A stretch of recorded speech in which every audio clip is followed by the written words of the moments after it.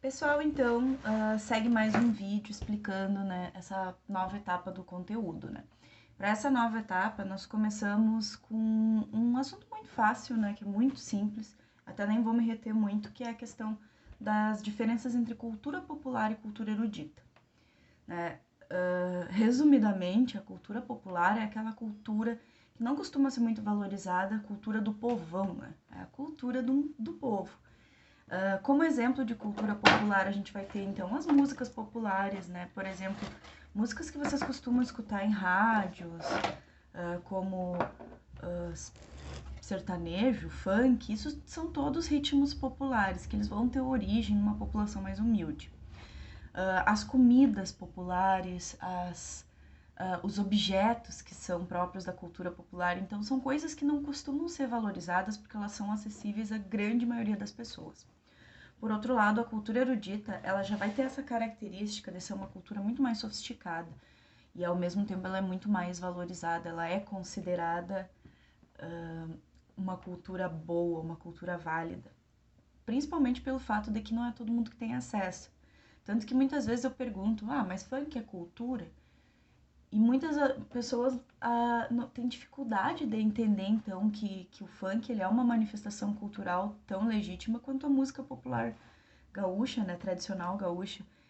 E, por outro lado, se eu perguntar assim, e uma ópera, ela é cultura? Sim, lógico. Né? Então, por que a gente não tem essa dificuldade de identificar a cultura erudita como sendo uma cultura válida?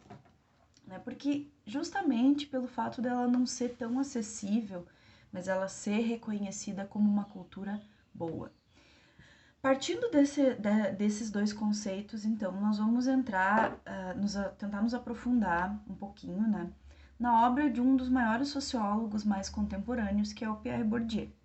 O Pierre Bourdieu, ele também entendia essa dinâmica da cultura, né, e de como uma cultura ela é considerada boa, enquanto outra nem é considerada cultura, principalmente no país que ele vivia, que é a França. E ao tentar pesquisar essa dinâmica das culturas, como elas funcionam dentro de uma sociedade, ele vai desenvolver 3 conceitos que eles vão nos ajudar a entender um pouquinho mais, né, sobre essa dinâmica das culturas, de porque algumas culturas vão ser consideradas melhores do que outras. Então, o primeiro conceito do Bourdieu que ele nos ajuda a entender um pouquinho mais sobre essa ideia de distinções culturais é o conceito de hábitos. O que seria o hábitos? Com o S no final, não é hábito. Hábito eu tenho de escovar os dentes todos os dias, tomar banho. Né? Eu pelo menos tenho, não sei se todos. Mas enfim, o hábitos com U, ele consiste numa espécie de matriz. O que é uma matriz? É algo que se reproduz ao longo de um espaço, mas ela é uma matriz que ao invés de ela gerar outras folhas ou outras cópias, ela vai reproduzir comportamentos. Essa matriz geradora de comportamentos, ela também vai gerar a tua percepção de mundo, a tua visão de sociedade, as representações, os objetos, as roupas, tudo que é comum dentro de um ambiente social, que é determinado principalmente pela tua classe social. Por exemplo, vamos imaginar que a gente vai entrar na nossa casa. Então, imaginem vocês entrando na casa de vocês. Vocês vão passar pelo hall de entrada, vocês vão passar pela sala de visitas, né? Até chegar no living room, né? Na sala da família, né? Aquela cozinha com ilha, conceito aberto, aquela coisa assim, tipo, irmãos à obra, né? Sentar na mesa, tá o mordomo te esperando, aquela mesa, né, grande, de madeira, toalha de linho branca, né? Branca, lindo, o algodão egípcio, com o prato posto na mesa, tu abre a cloche, né? Porque o prato tá servido, e dentro dessa cloche vai ter uma lagosta esperando, né? Saborosa, na manteiga de ervas. Aí tu acorda, né? Porque eu imagino que talvez não seja a realidade de vocês, porque a minha não é. Ainda que hoje a minha tá um pouquinho melhor, mas eu vou lembrando da minha realidade de alguns anos atrás, quando eu morava com a minha mãe, quando ainda era uma adolescente. Alguns não, vários. Quando era uma adolescente e ainda morava com a minha mãe, eu a gente nem entrava pela porta frente, que era pra não sujar a sala, né? Então a gente tinha que fazer a volta e entrar pela porta da cozinha, que já dava na sala de jantar, que né, é a mesa da cozinha. Na mesa da cozinha, o que que tem? Uma toalha de plástico. Isso não tem na minha casa hoje, graças a Deus. Mas enfim, na toalha de plástico, né? E aí tu chega, tô com fome, mãe. Tu não tem mordomo, né? Às vezes tu tem uma mãe boazinha que te serve, mas né, não era o meu caso. Aí a minha mãe, vai lá, pega a comida. E a comida o que que era? Né? Arroz, feijão, uma carne ou galinha e mais uma mistura, né? Quem é pobre sabe bem o que que é mistura, que é mais alguma coisa que você come junto com arroz, feijão e a carne. Normalmente ainda é outro carboidrato, né? Massa, mandioca, batata. Que pobre não tem noção de nutrição adequada. Ainda que aqui em casa a gente comia bastante salada até, né? Principalmente aquela salada de tomate, cebola. Né? Eu não comia, mas eu gosto de alface. Aí comia salada verde, mas enfim. Aí tu ia se servir, né? O prato. Como é que é o prato na tua casa, né? Eu aposto que toda pessoa que é pobre vai ter aquele Duralex marronzinho, né? E ainda tem um pintadinho embaixo de esmalte com a inicial do nome da dona do prato, porque quando junta toda a família, né? Todo mundo tem os pratos igual, porque todo mundo é pobre. E aí tu sempre tem aquela tia, aquele parente que leva embora, né? O teu prato. Então tu quer, esse aqui é o meu, né? Que as mães ainda são loucas, né? Experimenta levar um pote da casa da tua mãe pra tu ver o fiasco que vai dar se tu não devolve. Ela vai falar a vida inteira, vem aqui na minha casa e leva meus potes. Enfim. Eu aposto que a grande maioria de vocês, né, se identificou mais com o segundo cenário. Por quê? Porque isso faz parte do nosso hábitos, né? Desde os objetos, a forma como a gente se comporta, as ideias que a gente tem do que é adequado, por exemplo, essa ideia de que a gente precisa estudar para ser alguém na vida, é muito coisa de pobre, de classe média. Porque quem é rico já é alguém. Então tu estuda porque tu gosta, tu se dá ao luxo de fazer o que tu ama, de fazer o que tu gosta, porque tu já é uma pessoa reconhecida, tu não precisa estudar para ser reconhecido. Se tu estudar e for reconhecido por isso, tudo bem, senão não tem problema, tu pode passar a vida inteira vivendo das rendas da tua família, como é o caso de muitas personalidades que a gente tem aí, que simplesmente deram sorte de nascer rico. E a gente vai ter muito essa visão de mundo, essas ideias de como as coisas funcionam, que são determinadas pela nossa classe social. Tem um stand-up comedy na Netflix, deixa eu empurrar a gata que tá querendo atrapalhar aqui, aparecer na aula. Não adianta, a gente não pode com os gatos. Sai, Chantal. Tem uma stand-up comedy na Netflix em que ele fala muito sobre... Ele faz muitas piadas e a gente se identifica e dá risada. E no momento ele até fala sobre isso pelo fato de que a gente também vem de um mesmo meio social, né? Porque se tu vem de um outro meio, talvez a piada não seja tão engraçada, porque a pessoa não tem aquela experiência, aquela vivência dentro daquela lógica, né? Cada classe social, ela vai funcionar como um rabo de gato, dentro de uma lógica. E é isso que o Bourdieu tenta explicar com o conceito de hábitos, né? Provavelmente ele é escrito o Bourdieu ele tem um defeito grave que é ter conceitos ótimos, mas que ele escreve de uma forma extremamente difícil. Por isso que eu não recomendo que vocês procurem em outro lugar. Mas a ideia do hábitos, de uma forma básica, né? Porque a gente não precisa se aprofundar dentro do ensino médio nisso, mas de uma forma básica, é justamente esse conjunto de representações sociais que vão determinar o teu pertencimento a um determinado meio social, que normalmente é a classe social. Por exemplo, imagine que vocês vão ir aqui na nossa cidade, num bairro pobre, numa vila, né? A gente chega na vila, a gente vê as pessoas na frente de casa, as vizinhas fofoqueiras, né, cuidando da vida alheia, um vizinho com um som muito alto, o outro com o som mais alto ainda, né, cachorro latindo, né, eu moro em bairro, olha só, e gente gritando. Se vocês passarem por um bairro mais rico, aquelas casas muito bonitas, assim, aqui em Santa Maria a gente não tem muitos bairros exclusivos, assim, mas tem alguns. Gente, a primeira coisa que tu nota é o silêncio. parece que ninguém mora naquelas casas. E isso é muito denotativo do comportamento, né? Pobre gosta de falar alto, pobre é expressivo. E mais, né, a pessoa que ela é mais rica, que ela vem num ambiente social mais sofisticado, ela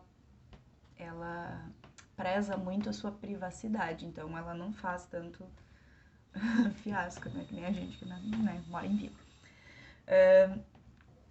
Basicamente, o hábitos ele vai ser caracterizado por isso. E o hábitos ele vai se reproduzir em todos os espaços sociais, porque a gente não deixa de ser pobre, mesmo que a gente deixe de ser pobre, né? Mas a gente não deixa de ser pobre quando a gente vai num ambiente de rico. E a gente já chega assim, parecendo que aquele lugar não é pra gente, né? O pobre anda encolhido. A gente chega assim, dá licença. Ou quando chega alguém na tua casa, ai, desculpa qualquer coisa. O pobre adora pedir perdão, né? Por não ter feito nada. E a gente tem essa coisa de ter um comportamento que ele é muito reproduzido, né? E a gente reproduz, a gente faz as coisas mesmo inconsciente. Depois tu faz assim, meu Deus, eu tô igual a minha mãe. Eu tô fazendo essas coisas que tu limpa toda a tua casa, né? Quando vai vir visita. Eu faço isso, pelo menos, porque durante o resto do ano não é muito limpa, nem arrumada. Mas aí quando vai vir visita, né, entra as pessoas, ai, não repara bagunça, né? Tu limpou tudo, desde escova de dente, ai, não repara bagunça. Então esses comportamentos que a gente vai reproduzindo, eles ficam marcados, né, na nossa carne, parece. E isso marca o teu corpo, a forma como tu fala, o jeito que tu se expressa, a forma como tu se comporta nos ambientes. E isso, por sua vez, vai sendo reproduzido em todos os ambientes sociais que a gente vai frequentar, em todos, né? Desde a loja, desde o supermercado até a escola. E é na análise da escola que o Bourdieu ele vai analisar as principais contradições que vão se dar por conta do hábitos. Quando a gente chega na escola, a gente tem aquele monte de criança que vem de tudo que é família, né? Numa família em que todo mundo é escolarizado, né? Em que todo mundo teve oportunidade de estudar. Por exemplo, a minha, né? Tanto eu quanto meu marido tivemos a oportunidade de fazer um curso superior, de estudar mais que nossos pais, né? Tanto os meus quanto os deles. Então, a minha filha, ela vem num ambiente social que é privilegiado, né? Mais privilegiado ainda porque tanto eu quanto o pai dela somos professores, né? Não sei se é tão privilegiado assim, mas enfim. Mas ela tem acesso a uma série de coisas que nem todas as crianças têm, como em termos de conhecimento, porque ela tem como tirar dúvidas com seus familiares. Crianças que vêm de um ambiente mais escolarizado, elas sabem que elas podem recorrer aos pais, porque os pais estudaram bastante. Crianças cujos pais não estudaram tanto, elas sabem que elas vão ter que se virar sozinhas. E elas chegam na escola com aquilo que elas aprendem em casa, né? Quando tu chega na escola, tu reproduz a linguagem que tu usa em casa, a vivência que tu usa em casa, a expressão que tu usa em casa.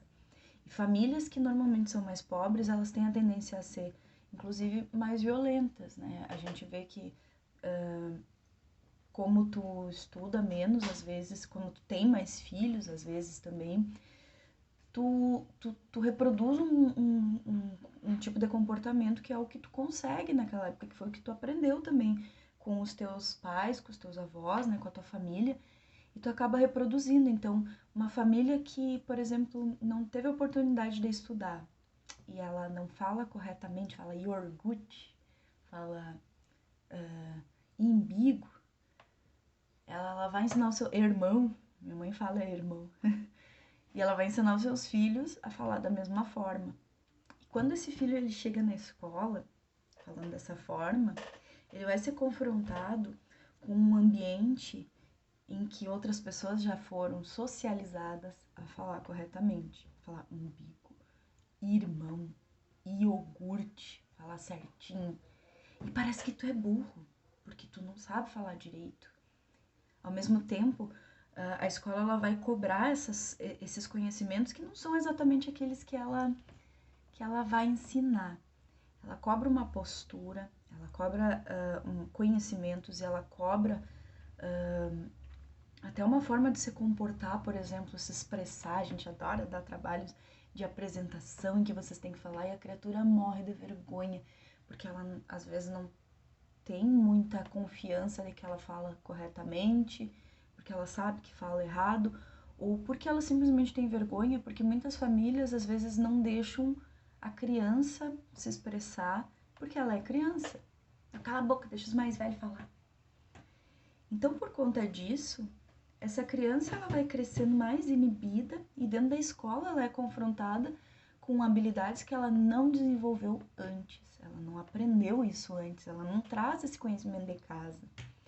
E aí nós chegamos, então, na ideia do capital cultural. Segundo Pierre Bourdieu, existem basicamente 3 capitais, que são os capitais, é o que ele chama de capitais simbólicos, né? O primeiro capital é bem fácil de a gente identificar, que é o capital financeiro, né? Ou seja, a tua herança familiar em termos de riqueza, em termos de dinheiro. O segundo capital é o capital social, ou seja, os contatos sociais que a tua família tem.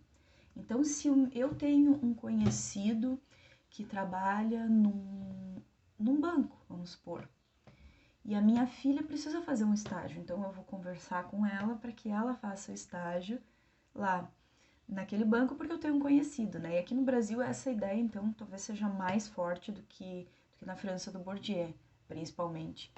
Mas ela ainda é muito forte em todo mundo, porque a gente tem essa coisa de falar com aquela pessoa que tu conhece, que pode facilitar a tua vida. E esses agentes de facilitar a tua vida, quanto mais contatos sociais, quanto mais uma vivência social tu tem, né, melhor para ti. Senão tu vai ter que se virar, né, do zero. E por último, o capital cultural, que é o que nos interessa aqui, porque é na escola em que o capital cultural se materializa, né, ele se torna visível. O capital cultural é a quantidade de saberes socialmente valorizados, da cultura boa, da cultura erudita que a gente vai ter acesso. Conforme a gente vai tendo mais acesso a uma cultura que ela é socialmente válida, que ela é valorizada, mais chances tu vai ter de ter um desempenho escolar melhor, porque embora a escola não ensine essas habilidades que a gente vai trazer de casa, ela cobra. E quando eu não tenho essas habilidades bem desenvolvidas, eu tenho que correr atrás de algo que os outros já têm. Né? A gente vê isso, por exemplo, na questão do plano material. Quantos de vocês têm um Wi-Fi em casa e a possibilidade de estar acompanhando aulas, de acompanhar aulas online diariamente? E quantos precisam procurar um espaço, um ambiente em que eu possa acessar o Wi-Fi, eu uso o Wi-Fi do vizinho, ou uso só meus dados móveis e de vez em quando eles acabam, né? Nesse período de pandemia, se torna ainda mais nítida o quanto o capital cultural faz diferença, porque ele envolve também uma materialidade de bens, de serviços, de coisas que nem todos têm acesso, mas que a escola vai cobrar. Porque quando eu dou uma aula, né, nesse momento de pandemia, eu só posso dar aulas virtuais. E somente aqueles alunos que têm acesso a essas aulas vão ter um desempenho melhor, porque vão compreender melhor, né? Então, o Pierre Bourdieu, ele demonstra pela primeira vez que a escola ela é injusta. Ela é injusta porque ela vai trazer essa dinâmica de desigualdade social para dentro de um espaço onde ela diz ser democrático. E na verdade não é, né? A escola ela não é um espaço tão democrático na medida em que os alunos que têm um desempenho inferior, porque eles vêm de uma escola que é mais fraca, né? A gente fala muito isso também, escola forte, escola fraca, que ele vem de uma escola que é mais fraca, que ele vem de uma família mais pobre, que ele vem de uma periferia, e quando ele chega numa escola como a nossa de ensino médio, ele vê que mesmo ele sendo esforçado e tendo sido um bom aluno a vida inteira, parece que aquilo ali não é o suficiente. Parece que ele não sabe nada, né? Que nem aqueles memes que a gente vê às vezes, né? Eu li e não entendi nada, parece que eu sou analfabeto. Por quê? Porque tu não tem domínio de uma linguagem que a nossa sociedade julga ser a melhor, a correta, né? Porque tu não tem domínio de conhecimentos, né? A linguagem talvez seja o mais evidente, mas é até a postura corporal, a forma como eu me comporto, tudo isso, né? A gente às vezes fala sobre questão de educação de boas maneiras, né? Que as pessoas têm de forma diferente.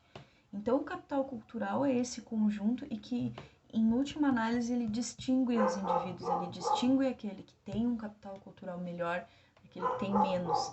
E ele joga essa culpa em cima da pessoa. Ah, eu dei a mesma aula para todo mundo, tu não aprendeu porque não quis. Quando tu tentou, se esforçou, mas não entendeu. É por isso que quando alguém disser pra vocês, ah, você não tem cultura, fulaninho. Eu não tenho cultura. Cultura todo mundo tem. Eu não tenho capital cultural. Nossa, ainda fica chique, né? Sai por cima, né, do negócio. A questão do capital cultural é que ele é determinado pelo hábitos, né? Entendam muito bem, o hábitos determina o capital cultural. Por sua vez, né, a falta de um capital cultural valorizado vai gerar aquilo que o Bourdieu chama de violência simbólica. A violência simbólica, então, ela não é uma violência física, mas ela é uma violência mais de caráter psicológico, no sentido, sabe aquela coisa assim de esse lugar não é para ti, isso não é para ti, ou isso não me pertence, ou esse espaço não está adequado para mim. Então essa sensação de humilhação que é gerada nos indivíduos por não pertencer a um determinado espaço social, por não fazer parte daquele ambiente, que por parecer que aquilo ali não é pra ti. Ah, isso não é pra mim, isso não é pra mim. E isso é a violência simbólica, né? E a violência simbólica, ela depende da aceitação de quem sofre. Quando a gente diz, ah, isso não é pro meu bico, ou ah, eu sou filha de pobre, não posso ir para uma universidade. Quando a gente aceita esse destino, é aí que a violência simbólica ela toma parte. Por quê? Porque ela depende da pessoa achar que aquilo ali é natural. Quando eu, por exemplo, sei que eu me esforcei, eu estudei, e ainda assim eu não fui bem, e eu digo, ah, mas eu não entendi, eu não fui bem. E a tua professora diz, mas eu dei a mesma aula para todos, se tu não aprendeu, porque tu não se esforçou, tu pensa, pá, mas eu acho que talvez eu não tenha me esforçado mesmo. Ou talvez eu não tenha competência, talvez eu seja burro. Então, quando a gente naturaliza essas coisas, é a violência simbólica tomando forma. E ela serve para que as pessoas das classes sociais mais baixas entendam que o lugar delas é por baixo daquelas que sempre vieram da elite. Então, quando o Pierre Bourdieu ele traz esses conceitos, principalmente para um ambiente escolar, como é o nosso caso, né, embora a gente não esteja fisicamente na escola, ele traz essa ideia de que a escola ela vai reproduzir a estrutura da sociedade. Ela vai colocar os alunos que vêm de uma classe, que vêm de famílias mais estruturadas economicamente, né, de pais que estudaram mais, porque normalmente os pais que têm a oportunidade de estudar mais também são os pais que mais ganham dinheiro, né, que têm empregos melhores, com filhos que têm uma estrutura familiar melhor, que têm suporte em sua casa, que têm acessos a bens como livros, internet, né, aquilo que tu precisa para estudar e se dar bem na escola. Por outro lado, aquela criança que vem de uma família que não tem essas coisas, ela é jogada na mesma sala de aula e tu dá a mesma aula e tu diz que as duas têm que ter o mesmo desempenho. Quando por trás disso, quando o plano familiar, o lugar de onde elas vêm é diferente e tu dá a mesma prova e dizer que isso é justo, não é. Tu tá simplesmente reproduzindo e dizendo que tu tá sendo democrático, mas quando algumas pessoas vão ter a vantagem, né? Tem uma frase de um sociólogo que foi uma das primeiras pessoas a entrar numa universidade federal pelo sistema de cotas, que ele diz que não existe justiça, não existe democracia quando uma criança precisa disputar o café da manhã dela com os urubus, né? No caso das crianças que vêm de lixão. Então, é muito complicado quando tu tem, né, numa escola, alunos que têm realidades tão distintas e tu esperar que eles tenham um desempenho igual ou semelhante. E tu joga nas costas dele exclusivamente essa responsabilidade. Então, o Bourdieu, ele traz, é a primeira pessoa a verificar essa desigualdade que é presente no ambiente escolar. Uma das influências que isso vai gerar na sociedade, aqui no Brasil, é, por exemplo, o sistema de cotas nas universidades, né? Ou seja, as políticas de ações afirmativas que reservam para as populações mais pobres algumas vagas para que elas possam ter acesso ao ensino superior e diminuir desigualdades que são históricas, desigualdades de raça, desigualdades de classe social. Por exemplo, quando a gente fala em cota, né, a primeira coisa que as pessoas pensam são nas cotas raciais, né, que elas são variáveis de acordo com o estado, né, e o percentual da população negra de cada estado. Dentro das cotas raciais, tem que ficar muito claro que um aluno negro de escola particular não vai ter acesso. É só o aluno da escola. Todas as cotas são para alunos de escolas públicas.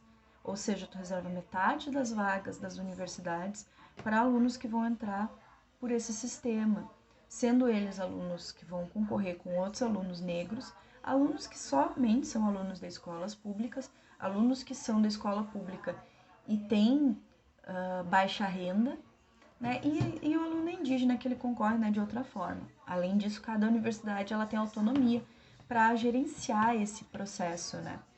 Portanto, isso é uma influência real de como essas teorias elas vão elas vão gerar um impacto social, né? No caso aqui no Brasil, isso é um exemplo de como a gente vê que ao perceber essas desigualdades sociais, tu pode propor mudanças sociais, né? Que, em resumo, é o que a gente espera dentro da sociologia. Eu espero que vocês tenham compreendido muito bem, né? Qualquer coisa vocês podem me perguntar, né? Pelas minhas redes sociais. Então, por hoje é só, certo, pessoal?